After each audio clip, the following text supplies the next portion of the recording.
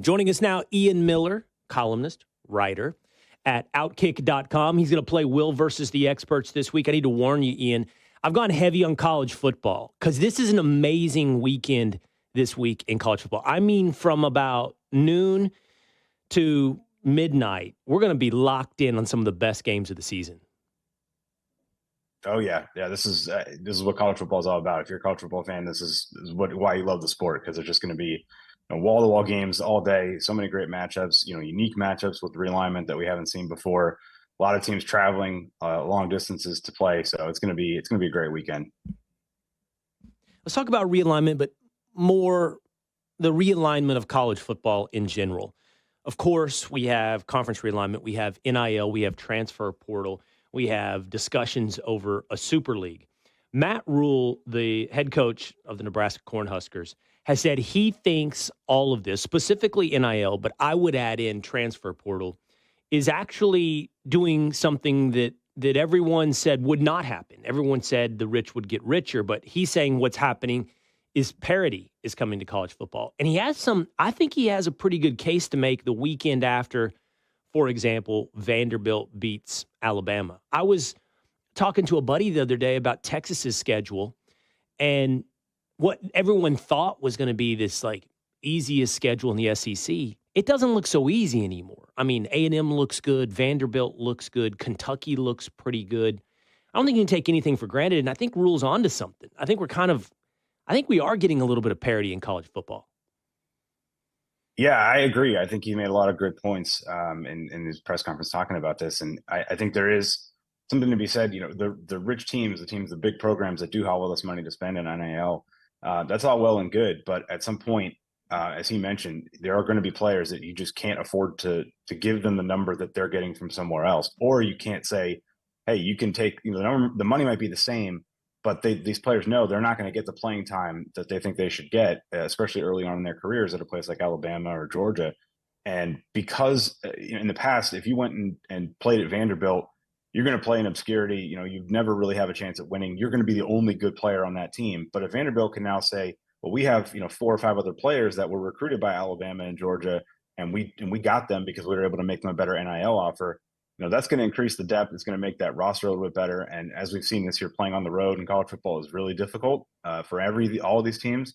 And it kind of seems like it has shrunk the gap a bit between mid-major Power 4 programs and the elite Power 4 programs, which is probably a good thing for the sport if you love the chaos of college football. So it's made the game a lot more exciting. I think he's made a lot of good points.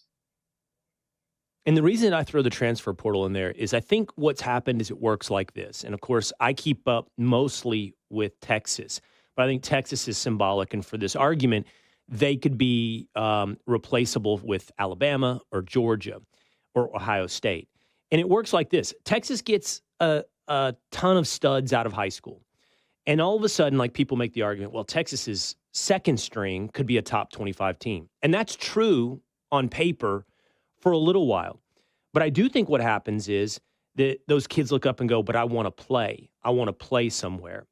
So then what happens is you see, and I'll use another example of a program that I think is illustrating this parity, is a team like SMU take in guys who weren't breaking through at Texas or any other program, but are still good players. And I don't know that ever means that SMU is going to win the college football playoff or Vanderbilt is going to do this week in, week out. But now all of a sudden they have studs and they can ride those studs to better seasons. And because of the transfer portal, that's one thing that happens. The other is you can constantly not just recruit above you, getting guys who are cast off from programs, quote unquote, above you, but you can pull guys from below you, like Diego Pavia, who is the quarterback of Vanderbilt. They saw something at New Mexico State. They bring him up a level. And I think what it means is not that all of a sudden Vanderbilt is going to be in the 12-team playoff or that SMU is going to win the college football championship.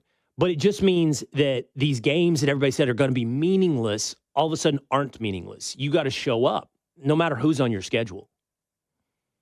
Yeah, absolutely. Completely agree. I think it also has given coaches a chance to do scouting at the collegiate level too for these players. So you have guys that enter the transfer portal that now have game tape from playing in college. So you can see, how is this player going to fit into what we specifically do at this university, whether it's SMU, Vanderbilt, or another kind of mid-tier Power Four program, they can now say, here's how we're going to use you in this scheme using what you've already put on tape in college. So not only is it just like, oh, well, this player was recruited by Georgia or Texas or Ohio State, it's we can specifically use you here at SMU to the best of your ability in a way that maybe we weren't sure of in high school, because in high school they were running something totally different. So it's helped the players, because now these players can say, I don't want to just sit behind somebody for 4 years in a row, or I don't think this coach is treating me fairly, or whatever the motivation, and they can now go find a program that might fit their skills better.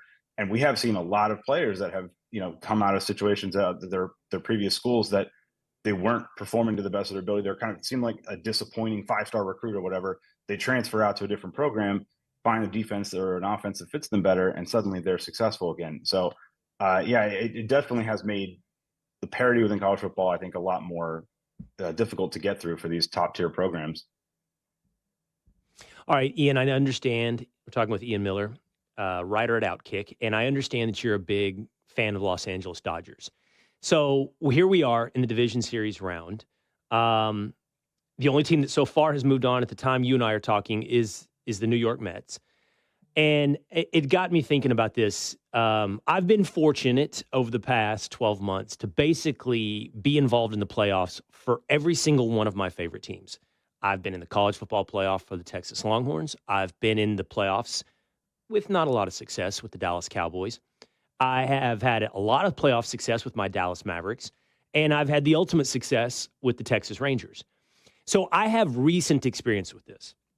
What do you think is the best playoff experience among those 4 major sports? Which sport do you think has it down the best from a fan experience, from what you want to happen, what you think is right to happen, but also just enjoyment? Like, which one do you think is the best playoffs? I guess it depends on what you want out of it. I do think that overall, the NFL probably has it best because it is more representative of how the regular season works, where these games are, it's a one-on-one matchup. It's one game. It's not a series between 2 teams. And the best, the team that wins the game moves on. And in the NFL, the best team wins more often than not. I mean, it's not every game, but if that's what you like, if you want the better team to be rewarded, the NFL is going to do that for you more often than not. If you enjoy the kind of chaos and uncertainty and frantic intensity of the playoffs, then it's probably baseball, because these one game swings can be so wild, and the games can flip so quickly. The Mets yesterday, they're losing. They had all these opportunities with runners in scoring position, didn't score, and then they hit a grand slam out of nowhere, and the game turns, and suddenly they've advanced past their rival team. So I think for me personally, if as an objective observer, if I wasn't involved in the playoffs with my favorite team, baseball would do it best because it has that element to it.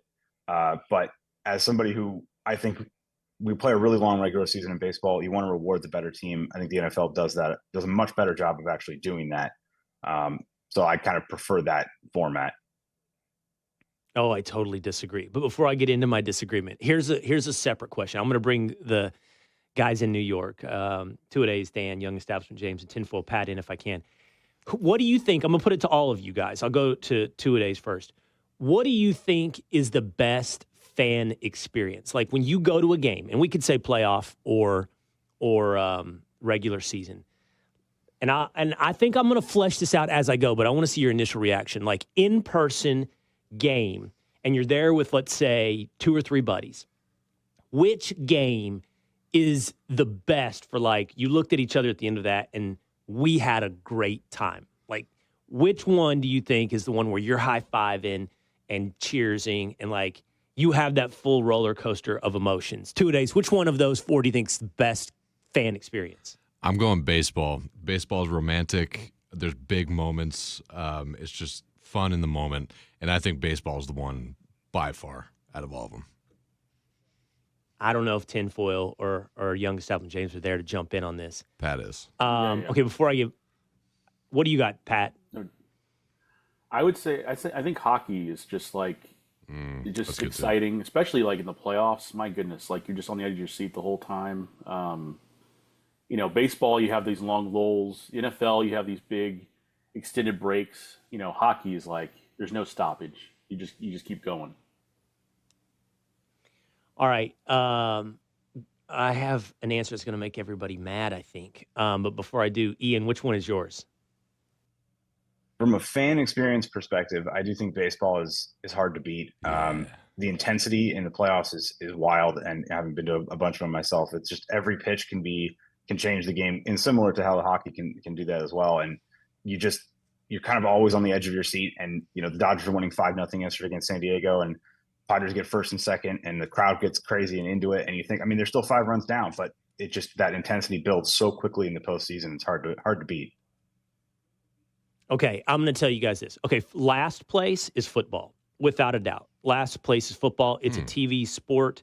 It has way too many lulls, big commercial breaks, punctuated by a few big plays. The best thing about football, honestly, is like third down. See, I think you've got to enjoy the small moments because the big moments aren't guaranteed. So what I'm talking about is you're hanging out with your buddies. You feel, that infectious energy feeling? That's what I'm talking about. Can you capture that? And in football, you only get so many infectious energy moments where all of a sudden you're high-fiving strangers, or you and a stranger even are like all of a sudden there together. It's like a big third down stop gives you those little moments in football, but that only gets them into last place. Hockey, okay, I'm actually going to go baseball is third so it's second up from the bottom. But I get it. Here's what baseball's typified by, right? Clapping. This is baseball, right? You got a single, everybody claps, right? And then a home run or a good RBI, and now it's fists in the air and high-fiving your buddies. And a huge moment in the game is where you and the stranger are hugging. But I'm telling you, it doesn't happen as often as you want it to happen. But they make it more important. Hockey, it is more important. But I thought about that, Dan. Like, do you want quantity or quality? And I think that quantity is a better bet. Now, NHL is amazing, and it translates to TV. So it's both in the playoffs. But NHL can be an individual experience, meaning, like you're at a hockey game and somebody takes a shot, and let's say you're on the side of the goalie or you're on the side of the offense. You do body English a lot in hockey. You know what I'm talking about? Like you're sitting there, you're like, ooh, oh, and you so there's a lot of that in hockey. But again, like the big moments that are infectious, I feel like are rare. And by the way, when it happens in hockey and you score, it's so sudden sometimes you don't even see it coming that it's a surprise and it's a delayed experience. So this is my unpopular answer. The best is basketball. It's really honestly the worst one on TV. But here's what happens in basketball. Like there's this infectious thing that happens where you're celebrating, I get it, what seem like insignificant moments, a bucket, this bucket, but it kind of like snowballs. And next thing you know, you're high-fiving just random like mid-range shots that go down. And then when threes happen, it's huge. The place explodes. I feel like basketball is the one you turn to your friends and high-five the most. Like you get that 30 times in a game, maybe 20 times in a game at basketball. And then you get the end of the game experience, which gives you the kind of the home run type experience if it's a close game and you hit a big shot. I actually think basketball is the best fan experience in that way. I give you the floor, Ian, to tell me I'm wrong. No, I could definitely see that. I think where I would disagree is that I think, yes, there are a lot of those kind of turn around, high five your buddy moments, but they're not as big, I guess, because you're saying like there's a lot of these kind of like mid-range jump shot. Yeah, it's exciting because it builds on each other, but until you get to that very last play or the very last minute, each shot isn't really going to change things that much. Whereas I think in baseball, you score a run and it's just very heightened in October. So, a sacrifice fly becomes a big deal. Ground ball for a run scoring ground ball becomes a big deal. So, in the first and second and third inning, you can have those really big dramatic moments. Like your team hits a grand slam in the second inning. That's a big deal. You don't have to kind of wait all the way to the ninth inning to have that big moment. So, it depends on what you want. But if you like that, for me, I prefer that kind of like this really did change the game here. And then you can still have more of those throughout the game. And like I said yesterday, even in these kind of what you think is a blowout, it can still be really there can still be big moments. If the Padres had gotten a 3-run home run, the crowd would have gone ballistic, even though they were still losing. So that's kind of why I think I would lean still towards baseball. All right, I got one more argument. I'll put this one to you 2 days. I feel like in basketball, the fan can delude themselves into thinking they affect the outcomes. Like in baseball, I think you're a little too removed. You know what I mean? Like, and also in baseball, you know, you're going to really cheer loud for the closer, right? Like making that pitch. But if your guy's hitting, you don't fill the stadium with like a huge amount of noise to try to encourage him to hit the home run in the same way that I feel like if a guy hits a shot in basketball and you guys go bananas, you make him better as he goes. Like, okay, you're hot. Keep going. Like, I feel like in basketball, I feel like I almost affect the outcome. Maybe in football, you could make that argument again for the third down stop. Like, if we ramp it up here, we can amp up their adrenaline and they'll make a defensive play. But I feel like basketball is the one where you can delude yourself into thinking you're playing a role in the outcome. I would disagree. I would say in baseball, a pitcher and a hitter are one-on-one.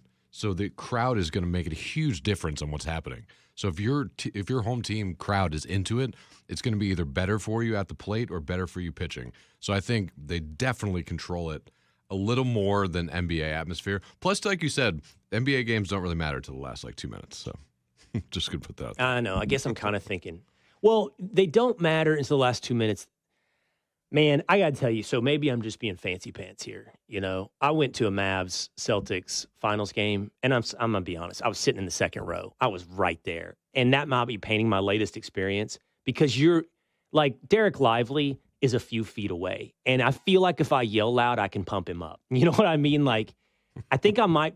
And I went to this Rangers run through the playoffs. But, you know, I mean, I got decent seats, but I'm pretty far back there. And I don't feel like I was in it like I was in it with the Mavs there. Tinfoil, you think I'm crazy? No, but you're the kind of guy who would, you know, miss Aaron Judge's historic home run. So, you know. That did happen. I did walk out to get a beer during. No, it was first inning. He did it in the first inning. I was a little lazy getting to my seat. All right, so here's why I think you're wrong, Ian. I think if we ranked these sports in order of do they represent what happened in the regular season, it goes like this. Baseball is least representative, right? It is. When you reduce 162 games into a 3-game series, a 1-game series, a 3-game series, and a 5-game series to start the playoffs, who knows? And so, you know, Tinfoil Pat's a Braves fan, and he feels like the format has boxed him out. But that's what he does. I mean, he's mad about Florida State and the format as well, and the you know, the powers that be. But baseball is definitely least representative of the best team throughout the full regular season. Football is second least representative. I mean, it's one game. Anything can happen in one game. And so, you know, I mean, Pats Giants, you know, undefeated Pats against Eli Manning and, you know, the helmet catch. It's just anything can happen. Hockey then is the second most predictable. But a goalie can get hot in hockey, and all of a sudden, before you know it, I don't know, some 6 seed can make a run through the playoffs. And basketball, up until this year, was the most predictable. The 7-game series really represented what happened in the regular season. Again, that didn't happen this year in the NBA, but this was an aberration where the Nuggets didn't make it through and that kind of thing. So I think your chaos meter is a little off, Ian. And then so which playoff format? I asked you, the question was, which playoff format is the best? Well, it depends. Do we want chaos or do we want predictability? I would not put NBA playoffs up there because I don't like predictability. I like chaos. I get the argument for the baseball fans, that's too much chaos. It doesn't even represent the sport. A 5-pitcher rotation, and now I can win if I have 2 studs. It's just not the same. It's not the same sport. So the best playoff experience has to come down to either football and liking the chaos or hockey. And I guess I'm going to give it to football just because there's so much on one game. It's just like that adrenaline spike instead of stretched out over 7 games. I like the 1 game, 1 weekend build up towards. So football, while I gave it, last in fan experience, just the whole playoff run in football, I'm going number 1 there.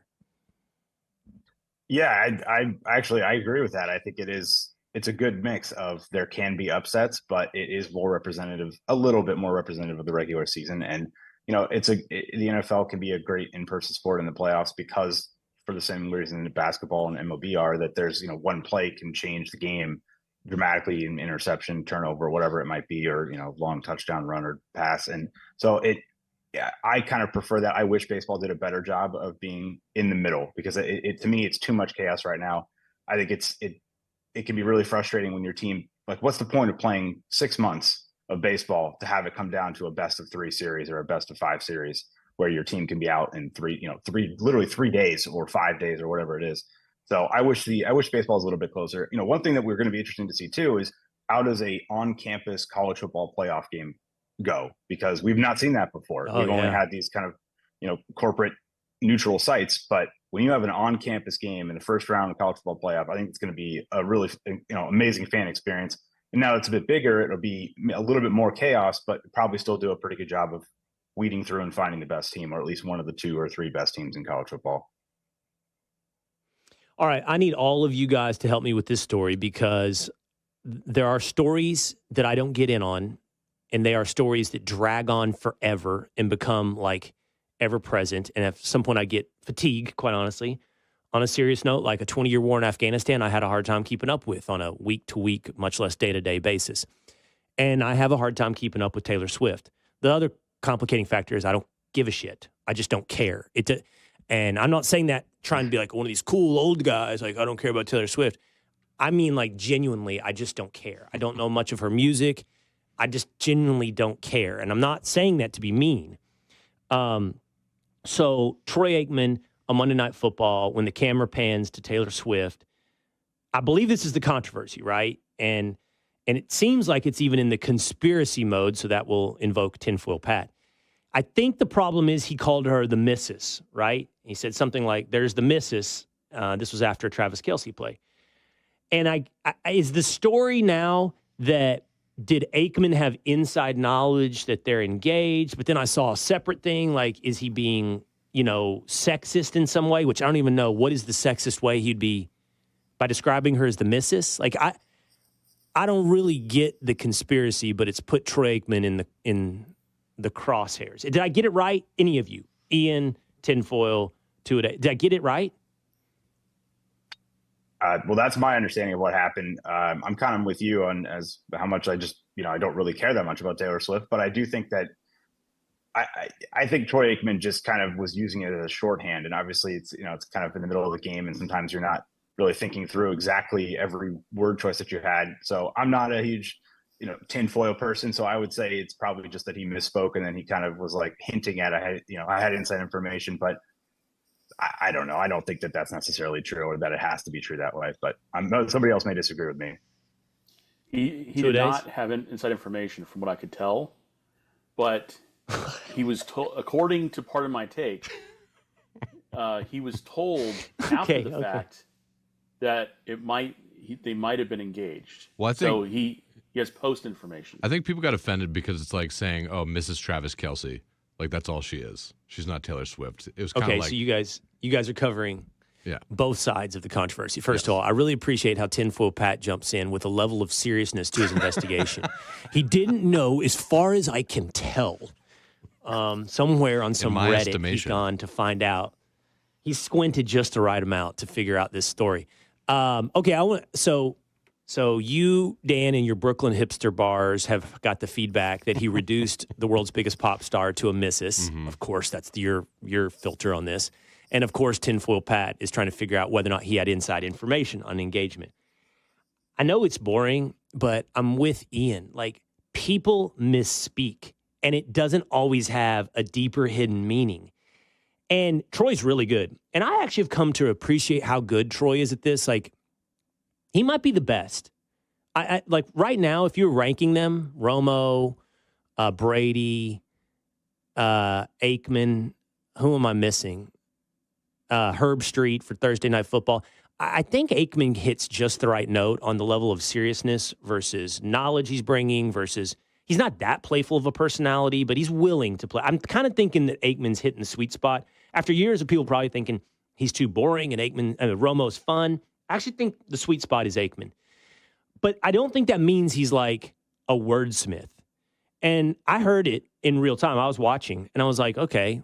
I did notice he called her the missus, but I'm like, if it were me, that's a hard word to reach for in the moment. Like, okay, she's flashed up on screen. You don't have foresight.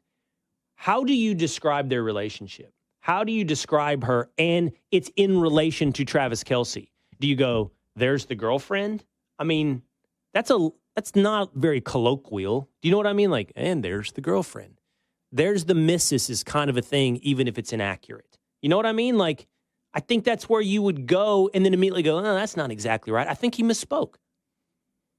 Yeah, I agree completely. I think that's exactly what it is. He's trying to be, we all know what the relationship is, so you don't need to explain, oh, that's Travis Kelce's girlfriend and be formal about it. It's a very colloquial, just, a shorthand reference to somebody that we already know what the connection is between these two people. So, and I mean, I think he misspoke.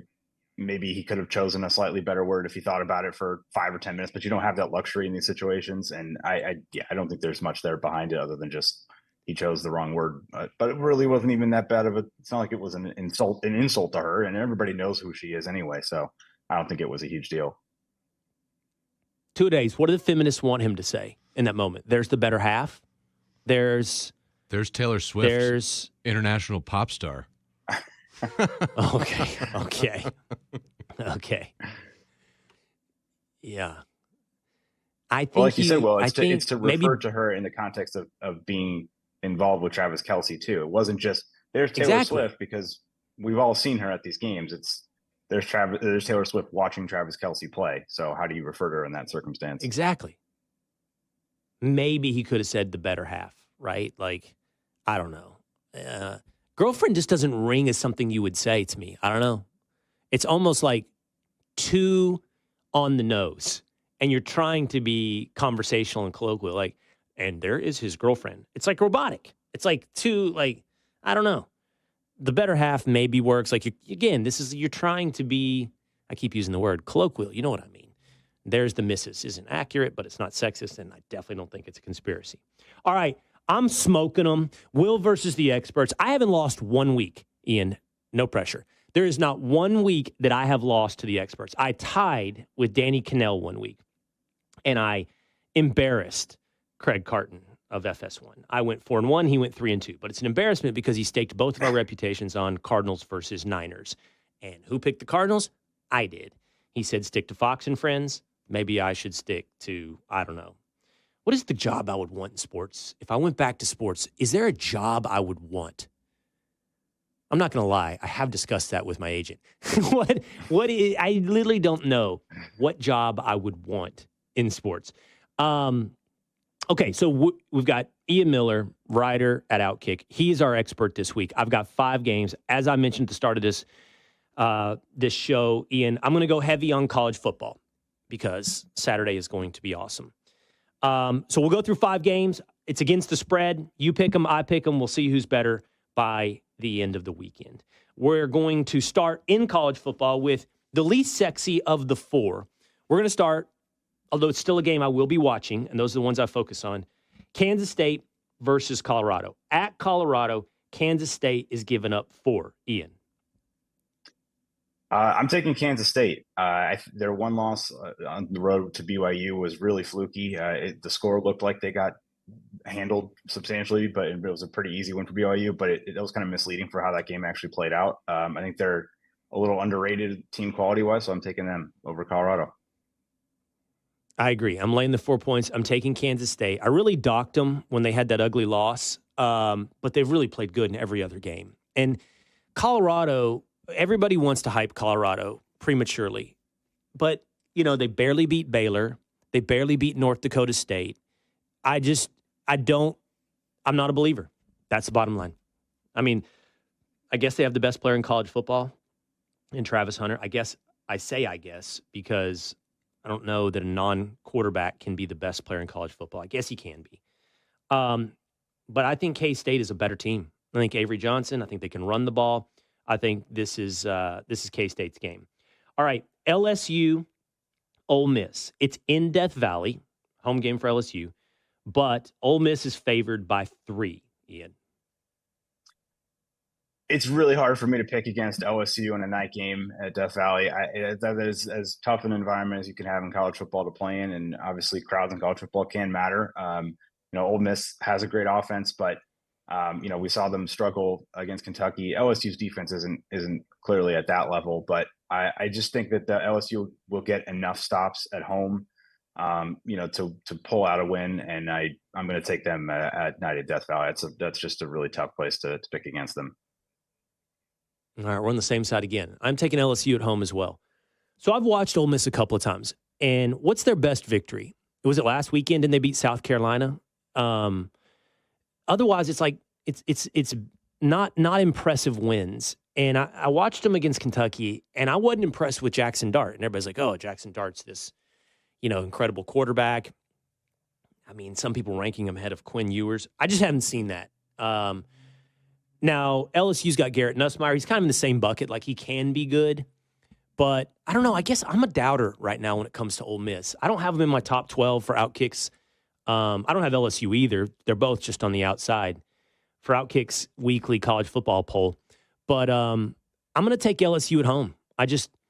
I'm a little more impressed with their schedule, even in their losses, by the way, than I am with Ole Miss at this point. So I'm going to go with LSU. Oregon versus Ohio State. It's a home game for Oregon, but same way with LSU, Oregon is getting the points. They get 3.5 against Ohio State. I'm going to take Oregon here. I saw the stat about teams in the Big Ten that have traveled 2 time zones. I think are 1-9 now. Hard to say if that's just noise or if that's a meaningful statistic already. But I do think what we've seen so far is that it is these teams that are traveling to new venues, new stadiums to play teams they don't play very often. It's a big adjustment, and a lot of these the teams that we've thought, oh, they're going to go in there and win no problem, is not played out that way. Oregon has not been that impressive for the most part, but it's a really, really tough place to play. The familiarity is there. I think Dan Lanning can coach a great game. Maybe, we'll see. Last year they lost twice to Washington. That was basically it. Ohio State might be, I think they're probably the second best team in the country this year, but I just think it's a really tough environment to play in again, and difficult to travel. These teams just don't know how to handle this stuff yet. And in a few years, it probably will go away. But for now, it seems like it's really tough to win on the road in these conferences. The best way to keep me from beating you is to just stay with me on all my picks, even though I'm letting you go first. I'm the same. I actually made this pick earlier this week on the Shea and Irving podcast. I'm going to take Oregon. You get 3.5. Actually, the half is kind of important. And I'm a little impressed with Oregon. I think they're actually pretty good. I think Dylan Gabriel is sort of a winner. I think, I don't know how to say that better. Like Diego Pavia is a winner. I think Dylan Gabriel's a little bit of a winner. Ohio State's better on paper in almost every way. You can run on Oregon, and Travion Henderson and Quinshon Judkins could run all over them, Ohio State. But Oregon's got pretty good pass defense. I don't know. Ohio State's got this stud, Jeremiah Smith, and Emeka Egbuka. I don't know if I say it right. They got stud receivers. But I don't know. I just like Oregon. I think they're the underrated team in college football right now. I do. And Ohio State will be there in the end. They'll be in the playoffs, and I'm not sure I'd pick Oregon again in January. But at this time in Eugene, I'm taking Oregon. All right. We'll see what this one is then for us. Are we going to part ways ever? Biggest weekend game of the weekend, especially for me, the Red River rivalry. Texas OU. Texas, though, is laying 14.5 points. Ian. I think I like Oklahoma with the points, and I like Texas to win the game. Texas, to me, is the best team in the country.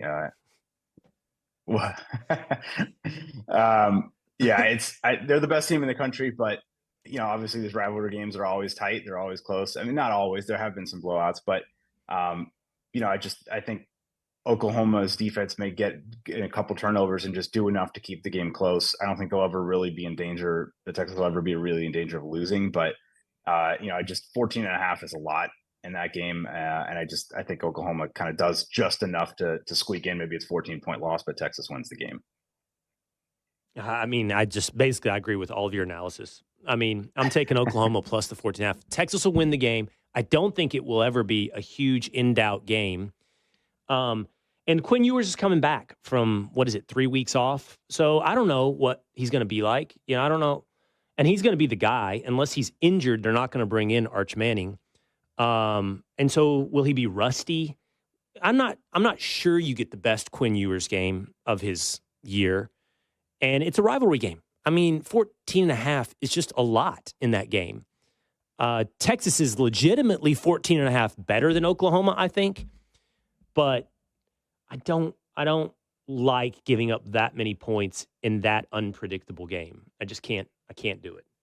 So give me OU plus the 14.5. But Texas to win. I mean, are we ever going to go our separate ways? Let's see if it happens in the NFL. I bet we do here.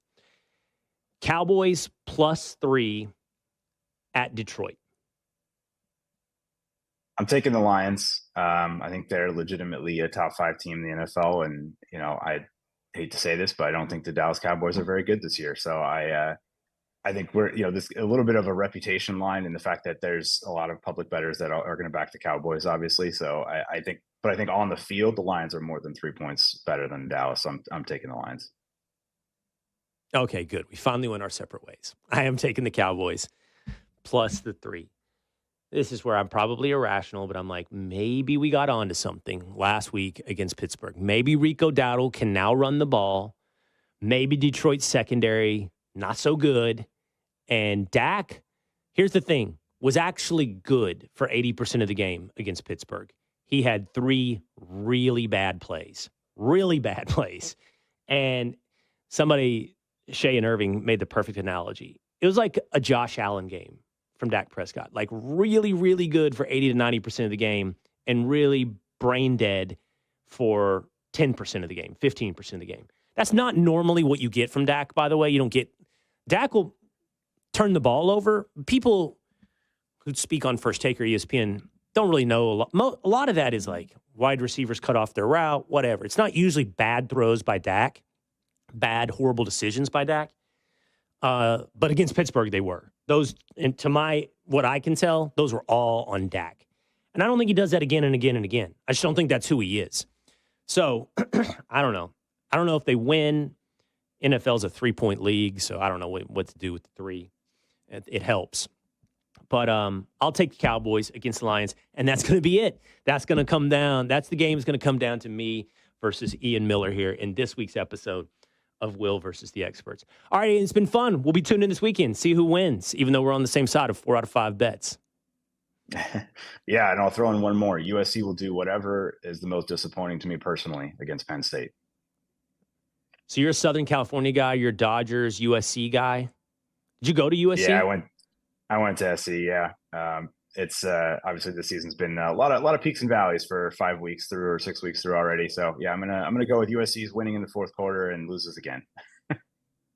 Is Lincoln Riley on the hot seat? Are you ready to be done with Lincoln Riley?